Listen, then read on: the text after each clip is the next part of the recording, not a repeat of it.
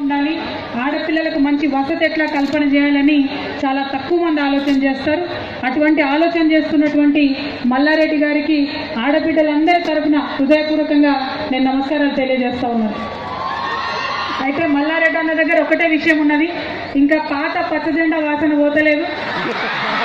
ఒకటి కాకపోతే మిగతా అంతా కూడా మెల్లగా పింక్ జెండా బాటలో పట్టినాడు అన్న.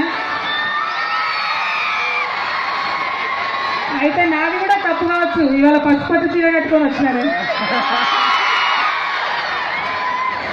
ఎనీవే, నిజంగా మాలాంటి రాజకీయ నాయకులందరం కూడా పొద్దు నుండి సాయంత్రం వరకు రకరకాల సమస్యలతోని మా దగ్గరికి వచ్చే వాళ్ళందరినీ కూడా కలుస్తూ ఉంటాం. పాపం చాలా ప్రాబ్లమ్స్ ఉంటాయి, చాలా కష్టాలు ఉంటాయి, వచ్చి మమ్మల్ని కలుస్తూ ఉంటారు. మాకు వీలైనంత వాళ్ళకి సేవ చేసే ప్రయత్నం చేస్తూ ఉంటాం. పొద్దున 6 నుండి మొదలు పెడితే రాత్రి 10 అయ్యే వరకు కూడా నిరంతరం కష్టాలనే మేము చూస్తూ ఉంటాం. అయితే ఎప్పుడన్నా ఒకసారి ఇట్లాంటి అవకాశం వస్తుంది మాకు, పిల్లల దగ్గరికి రండి, మా యానివర్సరీ ఉంది రండి అని కాలేజీలు పిలిస్తే నేనైతే చాలా ఉత్సాహంగా వెళ్తాను. ఎందుకంటే మిమ్మల్ని చూసి మళ్ళీ ఒకసారి మా కాలేజ్ డేస్ మాకు గుర్తొస్తాయి. కాబట్టి మళ్ళీ ఒకసారి ఆ జోష్